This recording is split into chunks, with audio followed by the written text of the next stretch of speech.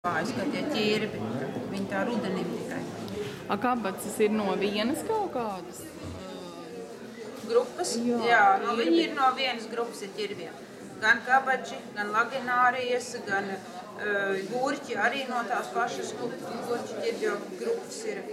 Viņi visi viena grupa. Jā, bet kāpēc tas ķirbis garšo savādāk nekā tas kabatas? Bet gurķis garšo vēl savādāk. To es kaut kā kopā izskatu. Kabatas būs tā kā pa vidu starp ķirbi un gurķi. Varētu tā domāt, jā. Katrs ir savam patēriņam. Ķirbi vasarā tādas vasaras šķirnes nav ķirbi, jā. Bet kabatas ir vasarai. Un ķirbis ir ziemai, rudenim un ziemai. Bet, ja visi būs vieni, tad mūsu ēdienkārši būs nabadzīgi. Un ķirbi vēl, ja jūs par ķirbi runājat, tad nevajadzētu aizmirst par ķirbim. Ir svarīga lieta, kad, lai ķirbis labi garšot, viņam ir mēnesi jānostāvas, kad viņi noņem no stīgas. Mēnesi jānostāvas, jāiegūst tas pēcbriedes periods. Jāpastāv, lai viņš iegūtu garšu, aromātu. Tas viņā iekšā pašā ķirbī notiek tie procesi? Jā, notiek tie procesi, ir beigušies intensīvi augšanas procesi, viņš ir tātad noņemts, jā, bet viņam nomierinās tā cirkulācija, nomierinās, jā. Viņš tā kā viss lēnām pārtraucās, viņš tā kā apstājās, un šī procesā viņš iegūst to garšu, to aromātu.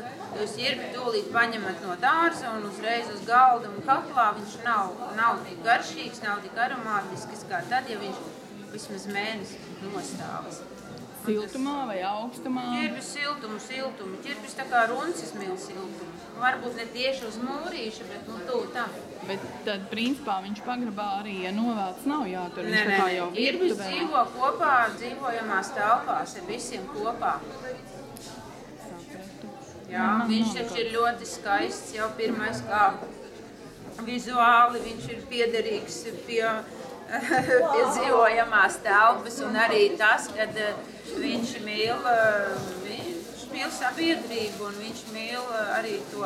Viņš neuzkrāja sliktu enerģētiku, arī tas, ja jums atnāk kāds ar sliktu enerģētiku un ar ļaunu aci, tad ķirbis ir tas, kas, viņš tā kā visu to tā neutralizē arī uz jums. Tas ir tā neizpētītā pasaule. Tad augi aizsargā to vidi, kurā viņi atrodas un savus cilvēkus. Tāpat kā dzīvnieki sargā, kaķi, suņi sargā, tā arī ķirbis sargā un daudz puķis ir, kas sargā savu mītni un savus ļaudis. Ķirbis ir viens no tiem, un tāpēc viņš ir dzīvojamās telpās kopā. Jā. Un kā ēdās laginārijas? Šī brīdī vairs neēd. Jo viņas jau ir dekoratīvas vai kā trauki, kad izžūs, viņi būs trauki. Kad viņas ēd? Ēd tad, kad viņas ir mazīgas. Tad viņas ir garšīgas? Garšīgas tas ir nosacīts.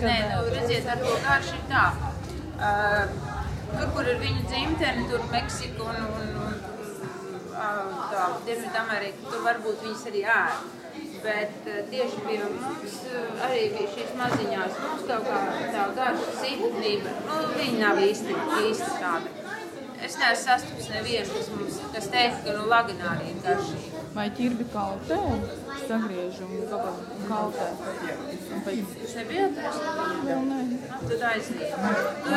No ķirbi var visu kaut ko taisīt, visādas kaltēt, sukādas, tur aromatizēt un tur bezgal daudz variantu. Ko spēj izdomāt tikai. Bet tas jums jāiet tur istabiņā un uzreiz pa kreisi, tur mums ir pārstrādes uzņēmums gandrīz. Viņš no ķirba negatavo, tur brīnums visāds.